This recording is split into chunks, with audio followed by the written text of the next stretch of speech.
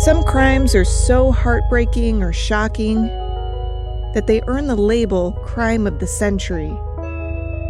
But the stories that made headlines in decades past aren't necessarily remembered today. I'm Amber Hunt, a journalist and author, and in each episode of this show, I'll examine a case that's maybe lesser known today, but was huge when it happened. This is Crimes of the Centuries.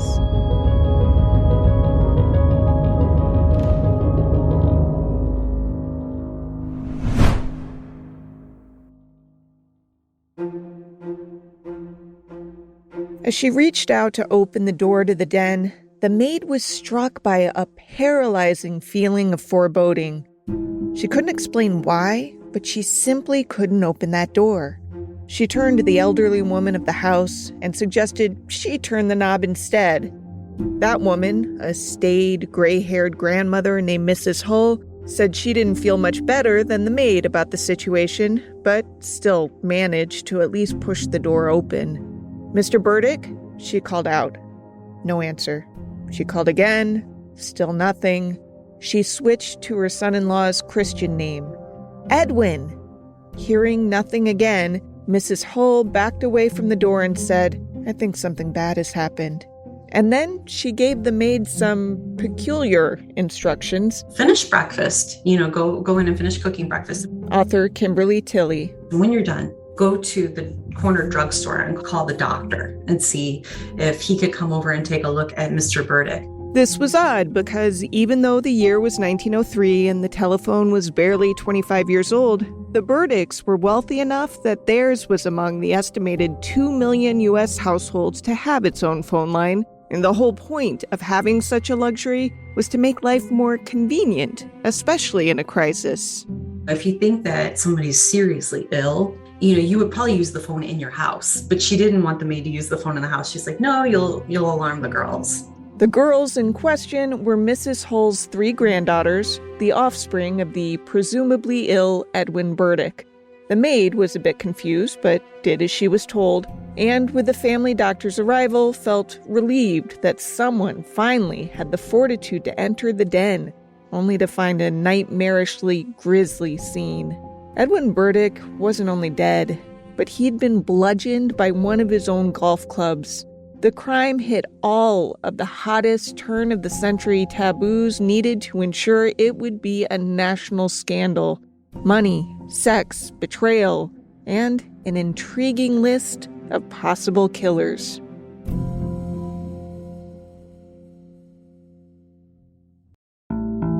From an outsider's point of view, it looked like Edwin Burdick was living the dream. He was handsome, rich, and successful, married to a beautiful socialite in Buffalo, New York. Few people know his story better than Kimberly Tilley, who wrote the book Cold Heart. Edwin Burdick was an entrepreneur of sorts. He came from a middle-class background. He had worked his way up at this paper factory to actually becoming the president and the co-owner of it. He was heavily involved in 2 paper companies, in fact, one bearing his name, E.L. Burdick & Co., and also the Buffalo Envelope Company.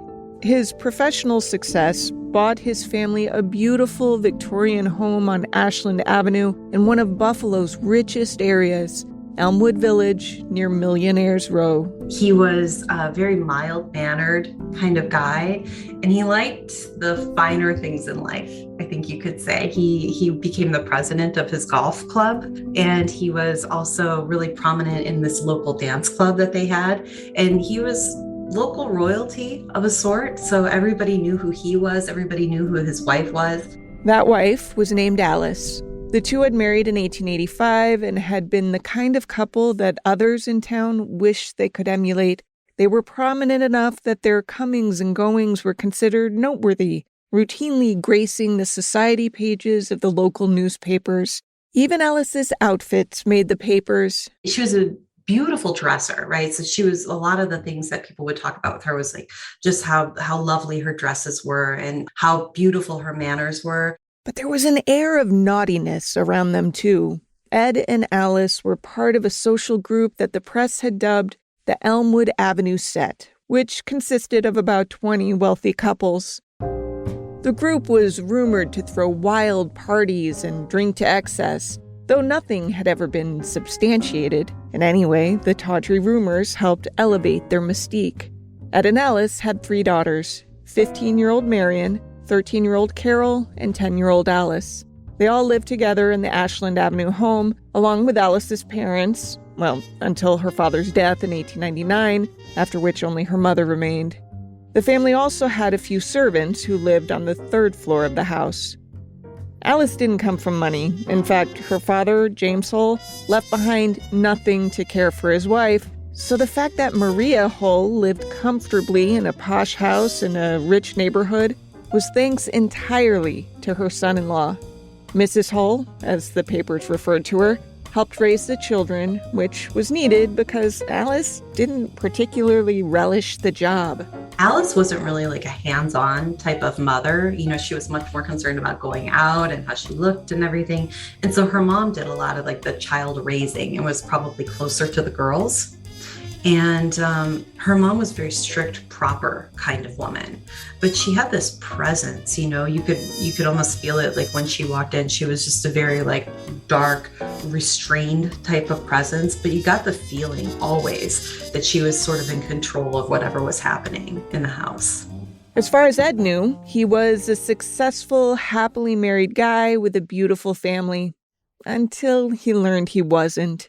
That hard lesson came New Year's Day of 1901. Ed and Alice had hosted a party ringing in the new year with some of their closest friends. Among those friends were Arthur and Carrie Pennell, another couple within the Elmwood Avenue set. The Pennells and the Burdicks were very close, so much so that they'd gone on vacations together. The friendship started on the golf course. Ed and Arthur had that love in common. Plus, they were both wealthy, intelligent, and high profile in the community. They were really well-liked because they were just nice guys. Where you saw their differences was in their personalities. While Ed was cheerful and optimistic, Arthur was a brooding sort. Ed was the sports pages to Arthur's book of poetry. Toward the end of this New Year's party, Carrie Pennell approached Ed with some news. "You know your wife and my husband are having an affair, don't you?" And he didn't believe her. He just shook it off like, no, there's no way. That's not true. But Carrie insisted. "No, seriously, it's happening. It's been going on for years. They write each other love letters. Hell, they were just together yesterday afternoon." And after everyone left their party that evening, he told his wife about it, expecting that she would just blow it off or be angry about it maybe or laugh at it, but she didn't. And her reaction basically told him that it was true. She was defensive. She was evasive about the details. And Ed just knew as he was talking to her, oh my God, this is really true. This really happened. Once Ed realized this, something dawned on him. His wife had always been awfully guarded about a locked tin box that she had. He never really thought much about it, but now he was certain that the box contained evidence. He demanded that Alice open it. At first she refused, but as she would later testify, she was persuaded after Ed grabbed her by the throat and started to squeeze. Inside the tin box were letters from Arthur Pennell, and it was clear that what Carrie had told him only scratched the surface. In the letters, Arthur referred to Alice as my love, my life, my dearest one. He described finding her gloves and kissing them. I smoothed them out and kissed every finger because they had touched you.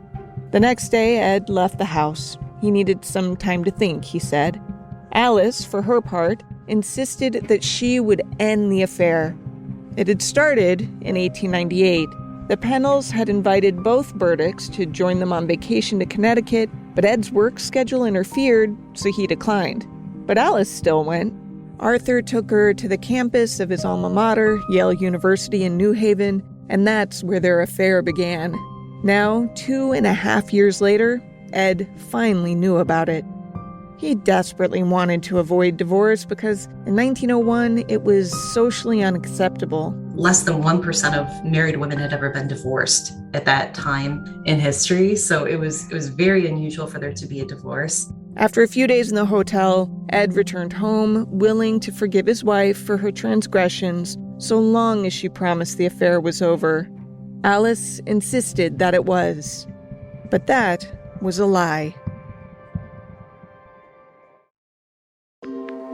Arthur Pennell was a man in love. His letters dripped with sappy proclamations. After Alice Burdick told him that their affair had been discovered by her husband, he had no intention of ending things.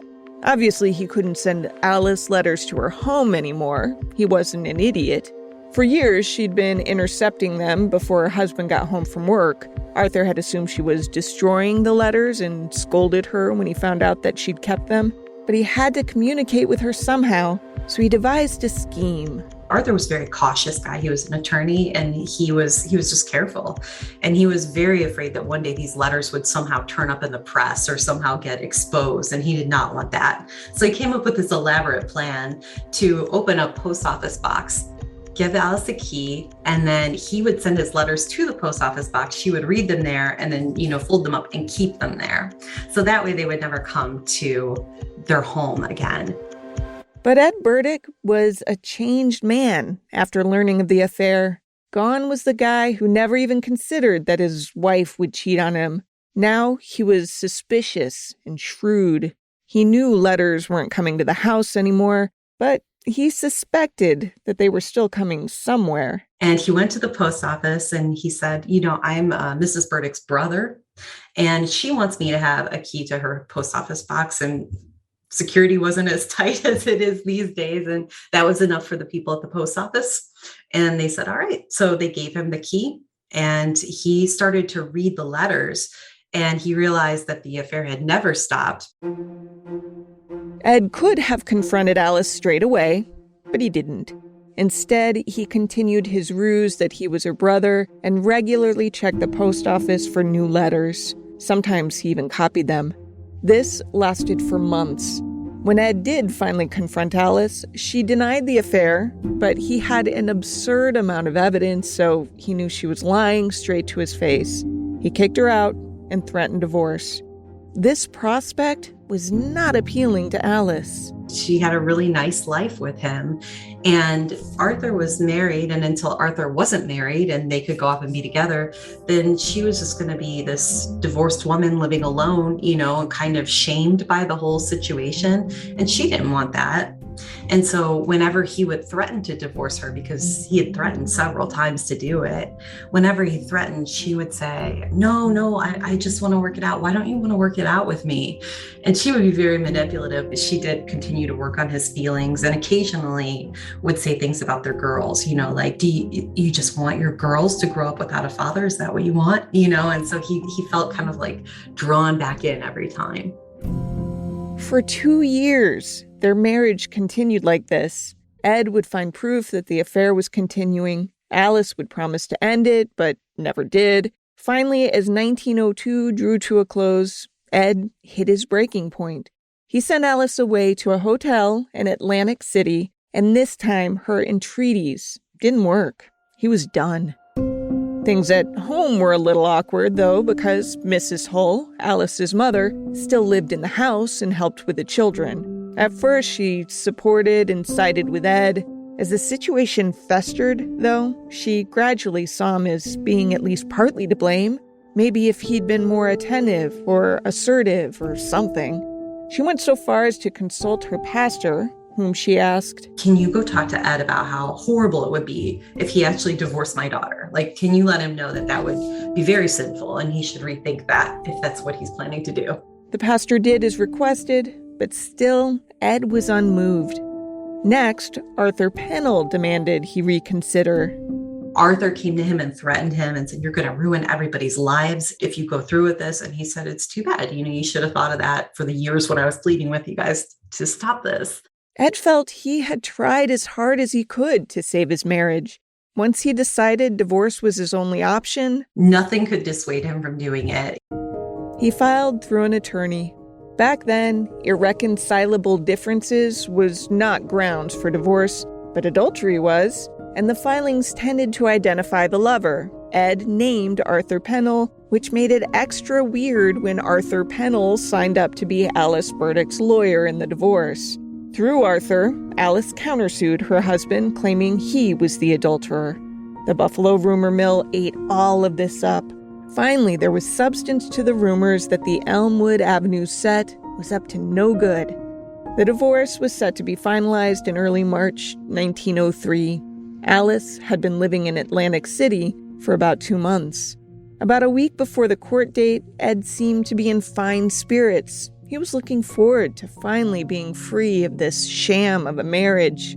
Thursday, February 26th, started as a typical day in the post-Alice era of the Burdick home. Ed went to work, then left his office for a business meeting. On his way home, he bought a bottle of pre-mixed cocktails, which might sound benign, but it actually was kind of weird for him. Ed drank socially, but never alone. As far as anyone knew, he had no plans to be social that evening. He came home after work and had dinner with the family. And then after dinner, they talked a little bit, and then the girls went to bed, and his mother-in-law, Mrs. Hull, went to bed. And then Ed went down to his den where he would always go at night to read. All of this was perfectly normal, cocktail mix aside. Around 10:15 p.m., one of the servants, a woman named Maggie Murray, who cooked for the family, came home from a rare evening out. The sound of her locking the door apparently drew Ed's attention because a moment later, he emerged from his den to check out the noise. This led to an awkward moment with Maggie because Ed was only in his underwear. She was really embarrassed because he was a very formal man. So she just kind of looked away and, went up to her room really quickly. And that was it. That was the last time anybody saw him. Maggie typically awoke before everyone else in the house, and Friday, February 27th, was no exception. When she went downstairs to begin her morning routine, she was struck by how cold it was in the house.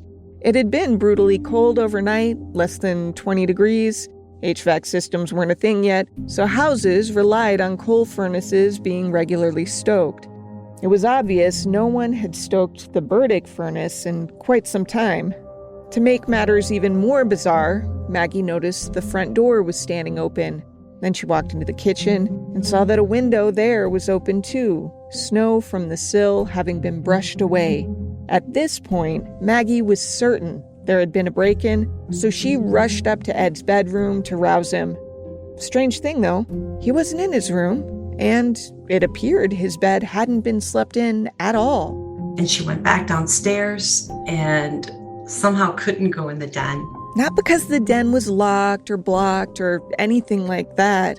Rather, Maggie was paralyzed with fear. She was certain that if she opened the door to the den, she would find a terrifying scene. She retreated and found Mrs. Hull, who approached the door and was similarly frozen. Mrs. Hull told the maid to open the door. The maid said, "Not a chance." They kind of argued about it a little bit, and then Mrs. Hull pushed open the door, and the room was just completely dark. This is when she called his name in vain, as described at the top of the episode. Now, I'd mentioned earlier that Mrs. Hull's behavior that morning was a bit odd. She had Maggie finish breakfast and then go to the pharmacy to call for a doctor. But Mrs. Hull wasn't the only one who behaved a bit strangely. So did the family doctor, William H. Marcy, who obviously must be portrayed by William H. Macy in the biopic. William H. Marcy was the first to finally enter the den. Initially, he couldn't see anything. The room was too dark in the early morning hours. Dr. Marcy fumbled with the blinds to let a bit of light spill in. That illuminated blood on the floor and the walls. A man's nearly naked body was sprawled face down on a sofa. Pillows and rugs had been strewn atop the body. Dr. Marcy pushed past some pillows to uncover the man's head, which was wrapped in a bloody quilt. Marcy unwrapped the head just enough to know for certain that the dead man was Ed. He somberly went to inform Mrs. Hull. "Madam, I regret to tell you that Mr. Burdick is deceased. He's been murdered." Mrs. Hull didn't seem to react. She walked into the kitchen and told the 3 Burdick children that their father was dead, as Dr. Marcy used the family phone to summon medical examiner John Howland. None of this was weird. Then someone spotted Mrs. Hull pulling Dr. Marcy aside and having a hushed conversation with him. That person, who was finally stoking the furnace in the basement, couldn't make out any of what the two were saying, but it seemed they were having an important conversation. It was after that, when Dr. Howland arrived, that Dr. Marcy did something inexplicable. He took Dr. Howland aside. If possible, could you make this out like it's a suicide? And the coroner was like, it depends, on what I find. And he wasn't really ready to go along with anything. But the doctor said, there's some scandal here. Mr. Burdick and Mrs. Burdick were going to be divorced. I don't know if you knew that, but it would just be better if it looked like he committed suicide. So if possible, make sure that you find it that way. And the coroner said, okay, if possible, I will. So he went into the room and he found Ed had been beaten to death and had, like, his body was laying on the sofa and somebody had wrapped it up with like a quilt after the fact. And he looked up at the doctor and he was like, is this how you found the body? And the doctor was like, yeah. He said, well, no, I obviously cannot call this a suicide. There's no such thing as a suicide that looks like this. You don't even need a medical background at all to tell this is a murder. The manner of death was no question at all. But who done it? Well, that was another matter altogether. On February 28, 1903, the front page of the Los Angeles Herald blared, "Was killed in his own home. Mysterious murder in Buffalo. Edwin L. Burdick, a leading citizen, the victim." After explaining who Edwin Burdick was to readers on the opposite side of the country, the story clunkily read, quote, "The theory at first advanced that the crime was the work of a burglar was abandoned as the police probed deeper into the case, and tonight, while they claim to have several important clues, no arrest has been made." End quote. Among the clues were 2 glasses that had been used to serve that pre-mixed cocktail that Ed had bought on his way home from work, and a light spread of cheese and tarts. Also, while nothing of value was missing from the home, Ed's mail had been rifled through and strewn about. Police also determined that some of the scene had been staged, namely the open front door and kitchen window. The initial thought was that someone had broken in by climbing through the window and then fled through the front door, but there was no evidence to back that up. For example, with the window, the snow was brushed off the sill, but there were no footprints, outside. So whoever did it from the inside. They brushed the snow off from the inside. Buffalo Police Chief Patrick Cusack released a statement to reporters, quote, "From what investigations I have made, I would conclude that Mr. Burdick was called downstairs by a ring or a knock at the door after he was ready for bed. He evidently admitted someone he knew well and took the visitor into the den for a talk and to partake of the luncheon found there." End quote. He, of course, didn't mean luncheon how we'd mean luncheon today. He just meant light meal. There apparently had been a struggle. 2 fingers on Ed's left hand were broken, which Cusack said was likely from attempting to ward off a blow he saw coming. Now, there were several people who might have wanted Ed dead. His wife, for one. She desperately didn't want him to proceed with the divorce, but by now had figured out he wasn't backing down. But Alice was more than 400 miles away in Atlantic City at the time Ed was killed, and she had witnesses there to back that up. What about Carrie Pennell, Arthur's wife? Maybe she was worried that her husband would actually leave her for Alice. Maybe she went to visit Ed in hopes of convincing him to call off the divorce so that was less likely to happen. If he had said no, could she have been driven to murder? Or what if it had been another woman entirely? When they looked at the crime scene, they were discussing it at the time because it looked like Ed might have been in there with a woman. I think he was mostly naked and there was some wine there, and people thought, well, he's been on a date and it just went terribly, terribly wrong. Investigators weighed all of those possibilities and then quickly dismissed them as impossible. There was no way a member of the gentler sex could have been strong enough, either physically nor in constitution, to commit such a heinous crime. They were like, no, it couldn't be, because no woman would beat a man to death. That's not how women kill people. Women would do it with poison or something. So, despite the fact that most of the suspects were women, women suspects weren't investigated because the investigators had automatically ruled them out. Now, Arthur Pennell was no woman, and he sure as hell had motive. On paper, he seemed as strong a suspect, if not stronger, than any of the women on the list. In fact, a lot of people in Buffalo just assumed he was the killer, period. Or at least that he had hired the killer if he hadn't done the deed himself. Arthur was well aware of those assumptions. The shame of it really bothered Arthur. And at one point, he wrote this letter to a friend of his in Pennsylvania. And he said, everyone is looking at me. I feel like the weight of all of this scrutiny is coming down on me. And I can't stand it. It's unbearable. And he worried about it. And he was sort of staying away from everybody. This was in within a week and a half of the murder. He insisted he didn't do it and hoped that at the inquest into Ed's death, he would be able to testify and clear his name. Now, if you're not familiar with death inquests, that's because we don't do them much anymore, which is really kind of a shame, at least in terms of gathering evidence. These were similar to trials in that witnesses testified, but there were none of the guardrails that kept trials in check. If an attorney wanted to ask questions that a trial judge would declare irrelevant, he had a lot more latitude to do so. Basically, the purpose of an inquest was to determine if there had been foul play, which in this case seems a little bit unnecessary because usually, if somebody's beaten to death and left in their home, you could probably assume that there had been foul play. But in this case, they wanted to have this hearing. And then they wanted to see, all right, should somebody be tried? So it's sort of like a step towards indicting somebody, maybe. Arthur was expected to testify at the inquest, as was his wife and Alice's mother, and a bunch of other people. A few days before that was to happen, Arthur felt antsy and told his wife Carrie that he wanted to take a drive. This wasn't unusual for him. He often took car rides to sort of clear his mind when feeling stressed. But Carrie knew he wasn't in the best frame of mind, so she insisted that she go with him. He and his wife got into their car, and they got into an accident that ended their lives. Many townsfolk assumed this was suicide. I mean, the timing just seemed to scream it, right? But witnesses who actually saw the wreck paint a picture that is so bizarre, it defies easy explanation. For starters, it was raining outside. Yet witnesses saw Arthur and Carrie stop the car at one point and take off the car's top so that the rain was pelting them. Yet the impact genuinely looked accidental. Witnesses said a gust of wind blew Arthur's hat from his head, which he reached out to grab, losing control of the car and driving off a cliff.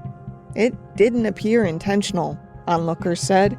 Arthur had tried to correct himself as his steering wheel veered the wrong way, but he simply couldn't. Still, he was the prime suspect in a murder making national news. Investigators figured, accident or not, there must be some evidence in Arthur's home that tied him to the crime. But there was nothing. That's not all they searched. They went through his pockets and they were thinking they were going to find all this evidence, I'm going to kill Ed and I can't live with myself because I killed Ed and this is why I've done this. And when they looked through it, they found he had cut out pieces of poetry, and those were the things in his wallet. Arthur seemed more like a lovesick puppy than a killer, and yet his death put an end to the investigation as it had been going. They were really looking for Arthur to be guilty of this. Despite Arthur and Carrie being too dead to testify, the inquest went on as planned. It's because of that we have as many details as we do about this case. Among the witnesses who testified were Dr. Howland, the medical examiner, and Dr. Marcy, the family physician who'd suggested that the death be ruled as suicide. The attorneys basically asked Marcy, "What the fuck?" They asked him, "Doctor, how many people do you know who have been murdered and afterwards wrapped their head up in a quilt?"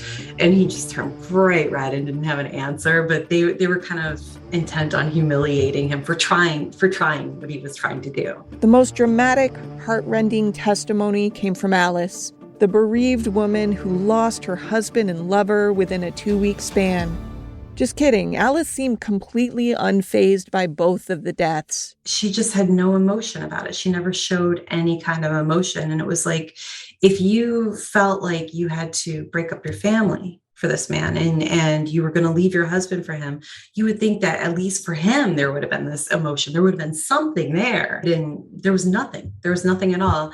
Everything was Arthur's fault. And Ed was just sort of this pesky person, and she was just there, and that was it. She was not portrayed sympathetically in the press. She likely would have been had she shown any concern on the stand, but she seemed as affected by these deaths as she might have been the deaths of two strangers a couple of counties over.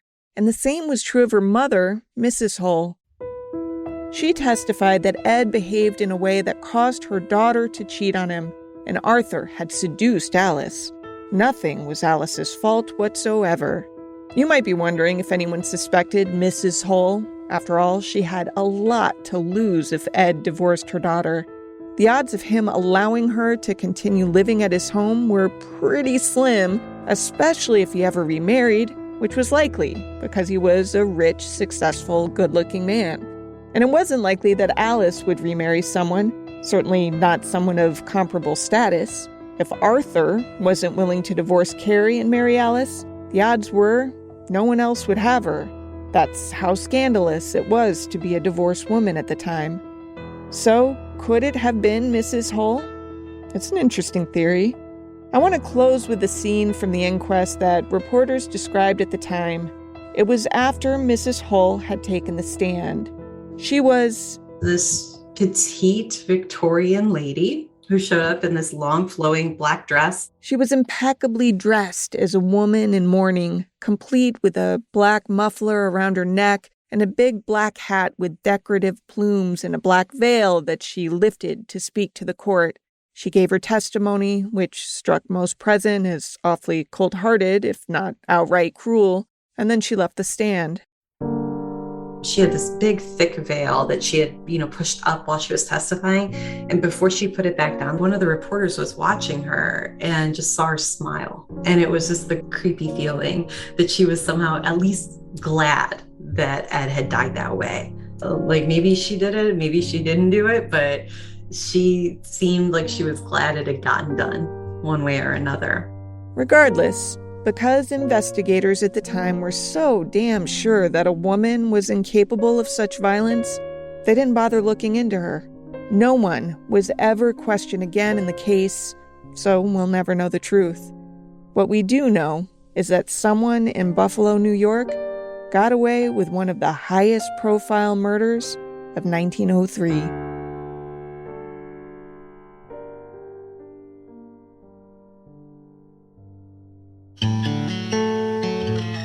To research this episode, I read Kimberly Tilley's book, Cold Heart, which, by the way, is subtitled The Great Unsolved Mystery of Turn-of-the-Century Buffalo, but I didn't want to tell you that earlier. I also want to thank Tilley for letting me interview her personally, and I read contemporary news coverage. And that's about it, because even though this case made front pages nationwide back in the day, this one, more than most, has truly been lost to time.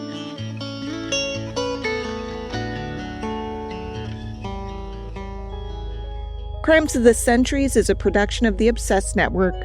To learn more about its shows, go to obsessednetwork.com. This case was researched and written by me, Amber Hunt, and produced by Garrett Tiedemann.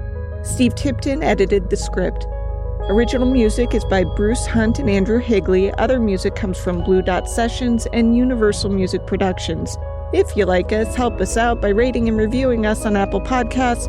For more information or to recommend a case, go to centuriespod.com. On Instagram and Twitter, we're @centuriespod, and check out our Crimes of the Centuries podcast Facebook page.